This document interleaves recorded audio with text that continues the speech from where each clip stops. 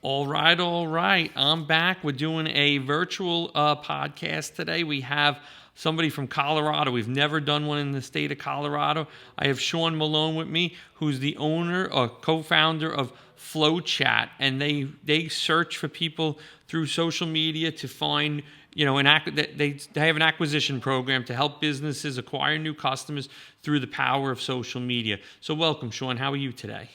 Hey Tom, I'm super great. Thank you so much for having me on. I'm a huge fan of you and Wingman and like you just do amazing things, and I'm just really grateful to have the opportunity to spend some time with you today. Thanks for having me. Awesome. I appreciate the kind words. And I see in the shirt you have your grit shirt on today. So Yeah, let's go. listen, we got that mailed out in time so that you would have it for show day, which is awesome. So you've had a couple successful businesses over your years. You've sold businesses. You've started. You're a serial entrepreneur, similar to myself, and you've done a lot of great things. So let's kind of dive into it. When talking to you, when hearing you speak, I've been to a couple of your, live broadcasts and things like that. You've sold businesses, and you're now having your what is it? Your eighth business? Yeah, I'm in the eighth one. I think the first one's always the scariest one, right? But yeah, I my story just goes back to right when I came out of college. I've been in the business game now for coming up on 3 decades, so some time. I've cut my teeth pretty good. I came out of college and I really only had one question on my mind, Tom. That question was, how do I make a boatload of money? That's what I wanted to do, right? Like most people when they come out of college, are like, yeah, I want to make some cash.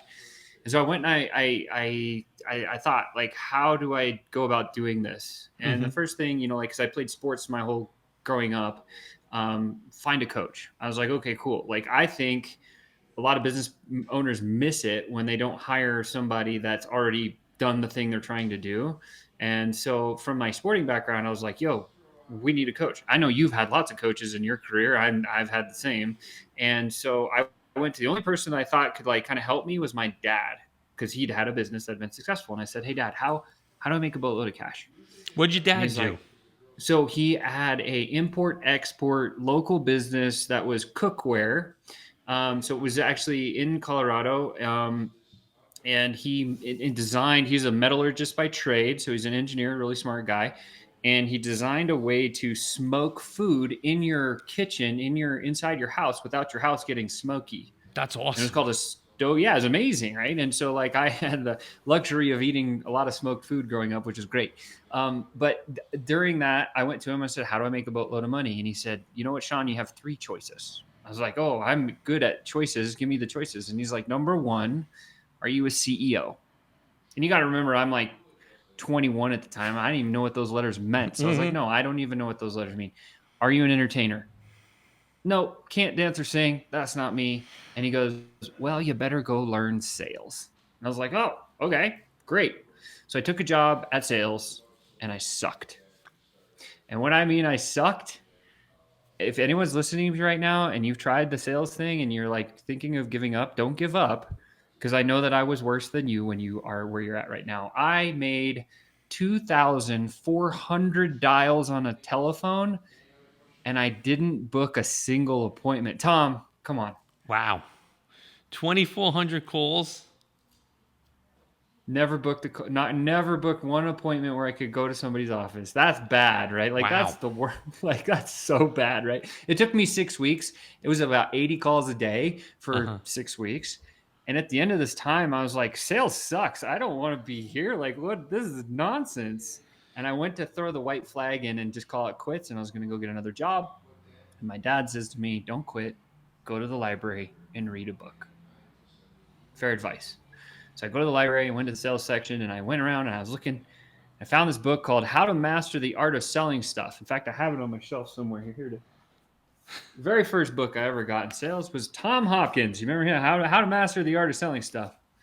And I bought this book because it means a lot to me. And I realized there was a formula to selling, and that's where everything kind of shifted for me, because I was like, I can follow formulas. I was good at school. Mm-hmm. And so if you're thinking about learning to sell, or you're just getting selling, or you're already sold, or maybe you're kind of making it with your business, your local business, if you haven't studied selling systems, that would be step one. I would Mm-hmm. encourage you guys to go out and read a book, or go to a seminar, or hire a coach that has a selling system that you can use.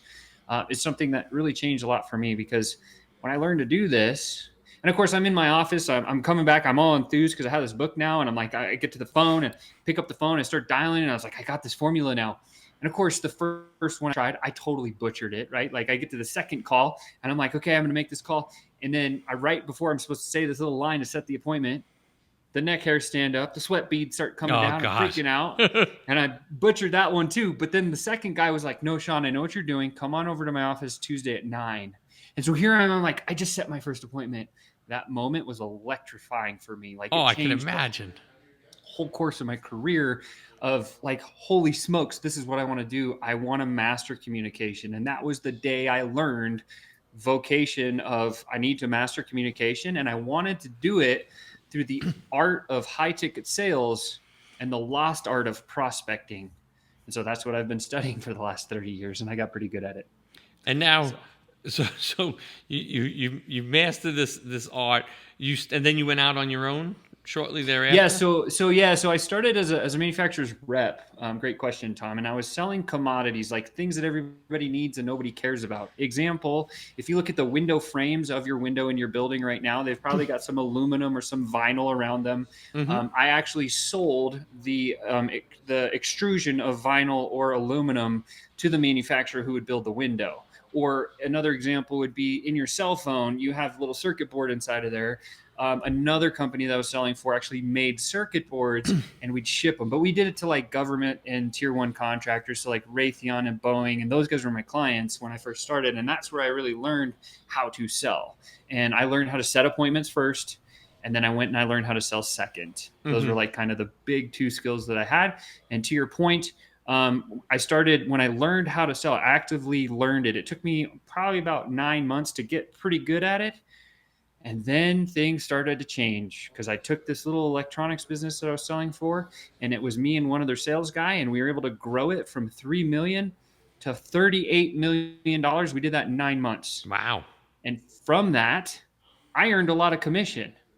And then I saw these guys who own this electronics company going to the bank and getting these loans for like 30 or $50 million. And I was like, I'm 10 times smarter than those guys, is what I'm thinking, internal voice. Like, I'm way smarter than them. I Mm-hmm. could do it better.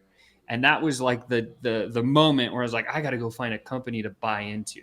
And so I found one in Las Vegas. So in early 2000s, I ended up trading everything in, all the commissions I'd ever made, and I purchased 47% of an electronics manufacturing company in Las Vegas, and I moved there all by myself. Didn't know anybody. I was like 23. So it's crazy. It's Yep. crazy. So And then you're there, and what happened? yeah, so I started going to this electronics company. I didn't know anything about electronics manufacturing. I knew a lot about sales, or at least a little bit. And so I spent the first 6 months learning how to do everything in the company so that nobody could like pull wool over my eyes, so to Mm-hmm. speak. And then I said, okay, now I'm going to go get some clients. And I went out on a tear, and I took that company from 200, we were doing about 250,000 a year in sales. And over the course of 3.5, 4 years, I got it to 8.5 million a year in sales for myself. And I had a staff of over 105 people. And I ended up building a sales network of about 1,000 people that were selling for me across the nation. It was pretty awesome. And that business actually kind of leads me into like a hard part. I was doing a deal with Lockheed Martin, and we were designing this like cryogenic laser guidance system. And my business partner calls me. He's like, "Emergency, come back to the shop." So I'm like, "Oh shoot, what's going on?" I jump in the plane. I fly back from California. I get to Vegas. I go to my facility, and nothing's wrong except there's a dude walking around in a suit. I Mm-hmm. hate the suits. I hate suits. So I'm like, "Why is there a suit in our building?" Come into my office. While you were gone in 2 weeks, I sold the whole business to the suit. I was like, how did you do that? I own 47% of this business. He's like, that's right. I own 53%. Damn. That was my next lesson. Checkmate. Don't ever own at least 50 or more, right? Like that was a big lesson I learned. And so that took me into, okay, what am I going to do now? And my wife at the time was like, you're good at sales. Like you should go sell something. So I took a job selling roofing material, right? For a company out of Ohio. And I took the skills and I had my own little territory locally. So I broke all their sales records in the first like 18 months. And at that time, then I realized I'm not the roofing guy. Like those are not really my people. So I kind of backed out of that opportunity. And then it was, how do we do this online so I can spend more time with my wife? And we moved online around 2016. And I saw this little ad, Facebook ad of this guy walking across the beach saying, I just made all this money. And I was like, that's what I want to do. So I bought into his program. I went down the rabbit hole. I got upsold like 10 times. And eventually I was like, well, I don't know marketing. If that was marketing, didn't feel that great. But guess what? I can sell if this thing called marketing can bring people my way. And that's exactly what happened, Tom. We started selling for this network marketing company. It was based in Japan. And we just sold online. And we sold these water systems for home use. They're like as big as a coffee pot, and they would put alkalinity and electrocution into the water. So you drink it, makes it really healthy for you. And I love the product. We still have it, still use it. This thing started working like crazy. I learned paid ads to cold traffic online and drove a boatload of people right into our system. And we started converting, and that became one of the biggest hitting companies that we moved towards. And about 2 years into that, maybe it was like 2 or 3 years into that, one of our people in our company said, you guys need a software. And we'd been using this guy's software for the whole time. And I was like, yeah, that software kind of sucks.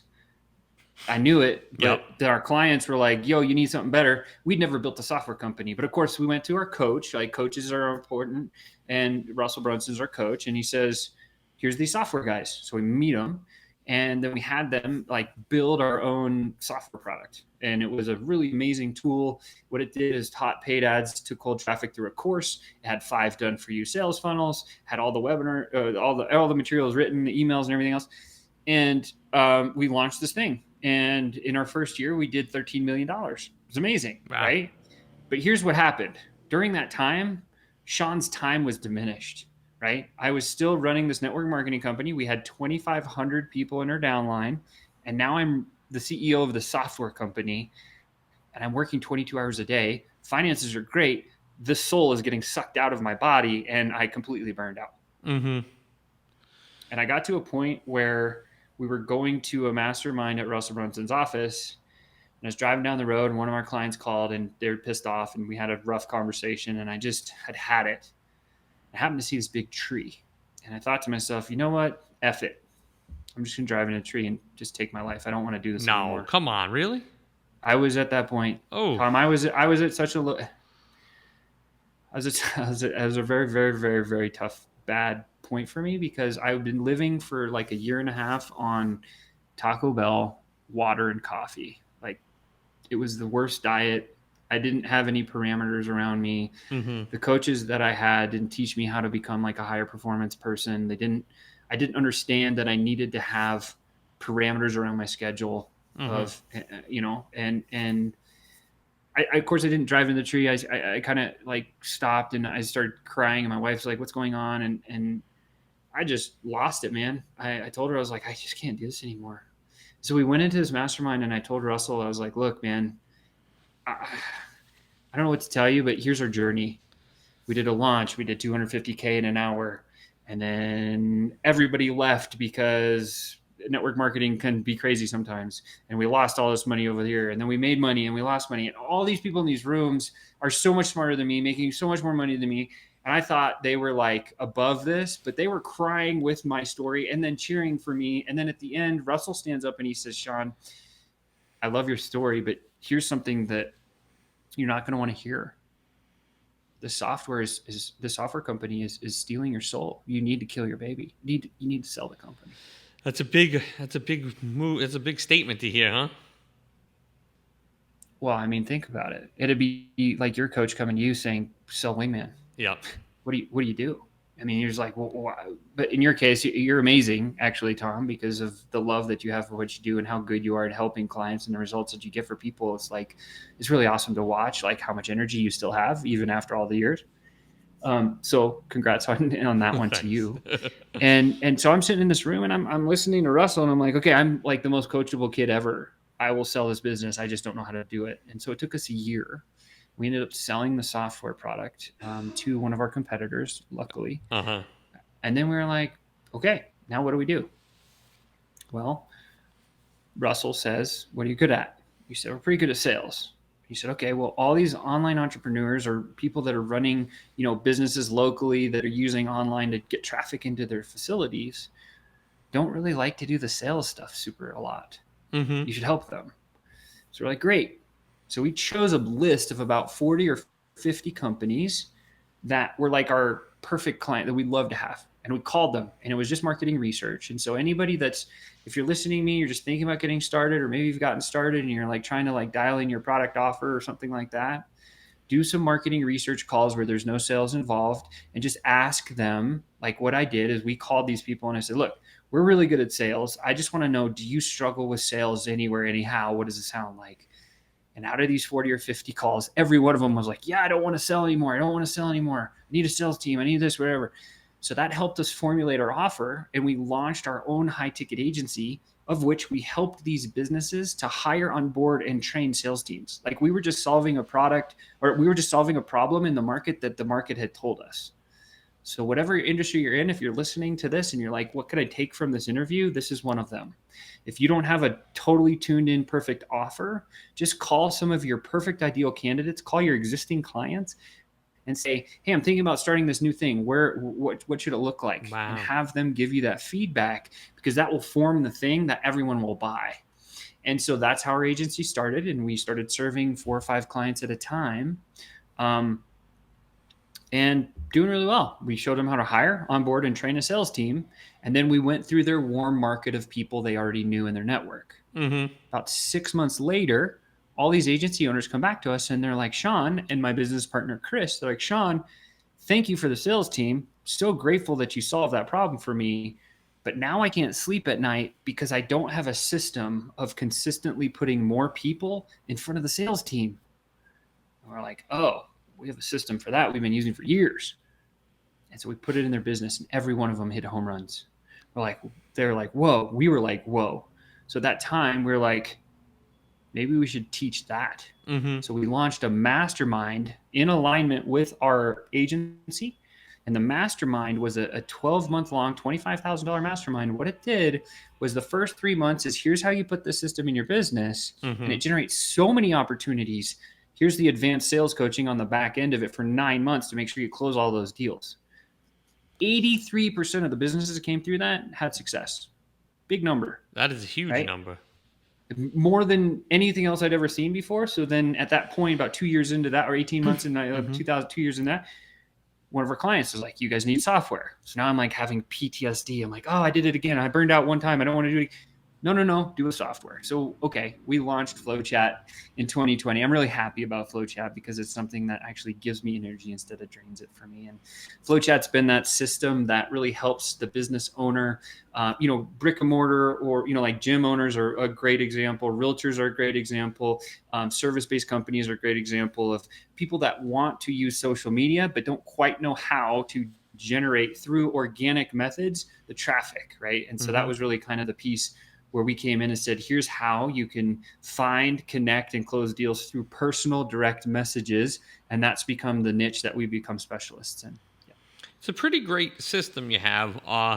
We are actually, Wingman is a client of yours, and we're only a couple months in, and Taylor on our team kind of manages that process. But I know that she's out there talking to more people than we've ever spoken to on the regular, so which is great. And I don't even think we're taking total advantage of the system yet. I think we're just dipping our toe in. Sure. I mean, it's the nice thing about FlowChat is you start where you start. Yep. Here's a story example. There's a girl named Jess Ann that came to me probably about a year ago, maybe a year and a half ago, and she says, Sean, I want to build a dog walking empire. Okay, I've never heard that one before. Let's figure out how it works. So she bought herself a membership into our software. And within the first hour, we had her messaging system set up and ready. She imported people in and she started messaging, and she booked 5 calls in her first 2 hours. Wow. And of those 5 calls, she ended up closing 3 deals to start walking dogs for people in her neighborhood. Pretty simple. And now She has 25 dog trainers that work for her in her dog walking empire, all because our software was allowing her to actually get the word out about what she already did. That's So, awesome. So yeah. now on the home service guys, how does that work? So how are they reaching out? Like, so Yeah. give me an example of that. Perfect. Perfect. Okay. So, like, think about home cleaning or yard work or pools or landscaping or roofing or windows. Like those service companies are really big hitters for FlowChat. And how they would do it is this, right? We would go to, say you're a plumber and you want to find some business through social. Well, let's find the one word that I always share is complementary. Let's go find a complementary space. So if you're a plumber, electricians is complementary to plumbing. Mm-hmm. So if we go on as an example, well, let me share this first. Flowchat's based on three premises. So I'll just share that. Number one is the idea that all social media is a giant bucket of leads. So if we have that as our base knowledge, Mm-hmm. and we say, okay, now we need a tool that can go to this giant bucket of leads, and we need to find kind of the streams or the pockets of where our clients are going to be hanging out and have one button click import and grab all those people. That's the first premise of how FlowChat works. The second premise is what we call this pipeline view, where if you now have grabbed all these people, what do we say to them in a sequential manner to get them to do the desired result? If it's like a gym, hey, come on in for a free demo. If it's a plumbing company, maybe it's jump on a Zoom call or maybe do an in-person session or something like that. And so pipeline view is just walking people through a sales process through words. And then lastly, the third premise is reporting, because when you run organic systems, there's very few of them out there that actually have really intelligent reporting and attribution. And so we have all of that in the platform. And so let's go back to the example now. If you're the plumbing company and you're like, okay, who's complimentary to me? Electricians. Okay, guess what? If we went on Facebook and we went to just a random search and we said electricians groups, there's going to be thousands of electrician groups. You can find them like electrician groups in New Jersey, electrician groups in a zip code, electrician groups in a chamber of commerce, whatever, right? You'll find those local people that are all in there. And all of those people that are in that electrician group are probably your clients if you're the plumber. Sure. Sure. So Sure. now Sure. you could use our tech to go into this electricians group, click one button and grab all those group members, put them into the system and say, hey, I know that you work with electrician so and so, they're my friends. Do you need any plumbing services? Yep. Definitely. That's a great system. And again, I think when you look at social, everyone's there.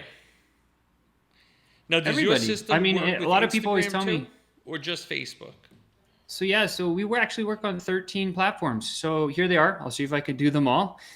We've got Facebook, Instagram, LinkedIn. Okay, we got X, which is Twitter. We got TikTok. We got Telegram, Discord, Slack, Pinterest, School, Nextdoor, WhatsApp, and YouTube. There you go. Got them all. How about You that? did it. And I was able to count to 13 today. I'm glad that that worked out for me. So, all right. So, I mean, when you look at this, what's the next phase? Is it like, do you see yourself staying in this game now and running flow chat? Are you going to flip this for something else? I mean, where do you see your entrepreneurial journey going from here? Yeah, great question, and I appreciate you asking that. I believe that FlowChat has. See, I've built multiple companies, right? So as you have too. My first ones were no good. My second couple did like multiple six. My next couple did multiple sevens, and I've built two that have done over eight figures, 10 million plus a year. Yep, sure. And I believe FlowChat is got the legs or the ability to run to 100 million. And one of my bucket list item goals is to build $100 million ARR business because I've never had one that big. Uh huh. And I don't know what comes with that. I know that there's some strategic coaches that I'm going to hire when I can afford Sure. them, because when you get to that level, they get real expensive to hire the right coaches. But I'm excited about it. And so I think over the next like 3 to 5 years, the goal is to get this thing to 100 million ARR, or at least get an evaluation of that, 70 to 100 million, and then see if somebody wants to stroke a big check to us. That's always exciting, Sure. right? Sure. So, Sure. Sure. and again, I think anybody listening to this is like, when you're building a business, some of the things to keep in mind if you haven't done this before, think about the end goal. The question that Tom just asked is so valuable. What are you going to do after this, right? Because there's always life after whatever it is that you're doing. And so if you want to sell a company, when you build the company, tee it up so it can be sold. Talk to the people that would buy companies like yours and say, when you're buying a company like this, what are the things you look for? What are the things I need to have in systems, in line, in place? And that will structure or give you a very clear pathway on the things that you need to put into your business from an infrastructure standpoint, that when you go to have that conversation, you don't get like the wolves pulled over your eyes, just like, oh no, I already have that, I already have that, I already have that, because you did the research up front. That's Sure. the thing that will help you to go faster on the back. And just to So give it's just, everybody an idea, ARR is annual recurring revenue. So if you didn't know that term, again, when you, and Sean, I mean, give your point of view. You had some businesses where you were a high ticket salesman, but really businesses that get sold at the best multiples are ones that have recurring revenue. yeah, absolutely. It's one of the biggest rules of, people buy, what do they buy, right? When you're looking at a software company, people buy a network. So if you have a big audience, that's a definite banger for that will get the job done. And then also, what is the recurring revenue? And then how much service or is attached or detached, right? So one of the things I got the privilege to watch Russell Brunson build from 0 to 100 million in 5 years. This is why I even have this thought in my head, because I saw it be possible from one of my coaches. Mm-hmm. And so that's the other thing, is like, you need some belief in the thing that you're trying to accomplish. I know it can be done because I've seen it done. And so, Again, when you first start out and you have zero revenue and you get to 100,000, you're like, holy shit, I did it. And then when you go to 100 to 500, and you go to 500 to a mil, and a mil to the next multiple, you start to believe that it can be done. And again, you start to put plans in place, and you have more employees, and you have more team to get this thing done. Because again, one man show can't do all that work. well, I mean, Tom, your story is incredible, man. How you started, you never thought you were going to get to where you're at now, right? I didn't. I thought I'd be working from home, sitting in my living room and, working. And now I never work from home. So, but again, the story is it's the team, it's the people, it's the product set. And again, I'm all into making sure that our customer experience is where it needs to be. Because to me, that's what is going to drive the growth. Is if the customers like you, they're going to tell their friends, they're going to tell their peers, they're going to tell more people, they're going to want to do more services. When our customer service is not on point, that's, I think, where we can lose some share here. Yeah, and I think the other thing is that you've chosen a problem that the market has. A lot of people will say, I'm going to build this really kick-ass widget, but then if there's not a problem that it really solves, you're going to have a hell of a time trying to sell the widget. It's So fair. it's like what you did, I thought was really, really innovative. I mean, and then it's just like you bring on the client and you're like, where are you struggling? Oh, that's a problem for you. Oh, that's one of our specialties. And then you go knock that out of the park. And then you say, hey, most people that finish this kind of have this problem next. And they'll say, oh, that's exactly what I'm having that problem with. And this is how you create it's expansion revenue. That's another Yeah. term. As a business owner, when you have a client and you upsell them or sell them into another product line, it's called expansion revenue. It's another thing. Expansion revenue is what like people that buy companies actually look for. Is there Mm-hmm. opportunities for expansion revenue within the organization? We were looking at a So, company a while back, and they didn't do anything like one service, and I was like, well, that's a pretty good opportunity if we took if we took it over. The fit wasn't the right fit for us, but again, there was a big upside, probably 25% that was being left on the table. yeah. And so, I mean, again, kudos to you for being intelligent and recognizing and saying no. Yeah. Right. I learned from Warren Buffett a long time ago. It's like he said in a thing, he said, millionaires say yes, billionaires say no. I was like, oh, okay. Well, I should say no more often then, I guess. Right. Act So as like if. this. Yeah. Right. So, well, this was awesome. I'm glad that you got to come on. I'm sorry we had the mix up last week with the timing, but I'm glad that you're settled into your new place in Colorado. I wish you and your family nothing but the best there, and I hope that you enjoy every moment of it.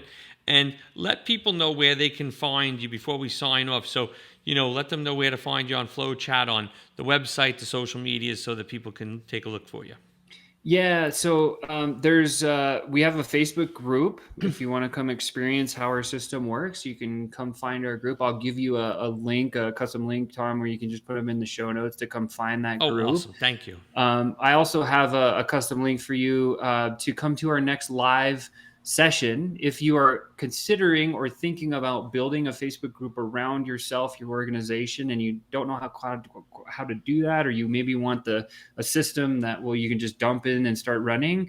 I'm doing a live event on April 18th, so it's coming up in like 10 days from now. I'd be happy to have you on that. I'll also give you a link for that as well, Tom, so you have that. And those would be the best two. Other than that, just come find me on socials. I'm on all of them. Just look for Sean Malone. You'll find me. Sounds So awesome. We have two private groups set up. One for Grit Won't Quit, and then we had one we never used for Wingman Boot Camp. So I resurrected that this past week and started to sweet. invite some people to it. So I think what's awesome, another great use case for flow chat, right? If you have a group that somewhat needs to be resurrected, our tool is perfect for that. You could set up some automations to start reaching out to those members saying, hey, we're changing the content, we're doing this. If you yeah, want to be part of the group, let us know. Yeah, absolutely. I'm going It's to talk really, to you really offline powerful. about that because I think that there's an opportunity to get that one rolling again. Yeah, So for sure. I really appreciate your time today. This was a great 30 minutes. It went so fast because Yeah. you have a great story, and I look forward to Thank you. hearing continued success from you. And I look forward to being a customer and keeping in touch during this because I think that there's a lot that you can offer our company as well as a lot of companies that listen to this podcast. So thank you again for taking the time, and we'll speak soon. Yeah, thank you, Tom. And your guests are amazing. Keep it up. Keep what you're doing up, man. It's amazing to see you run a podcast like this. I'm really honored to be here. Thanks. Awesome. Thanks again, bud.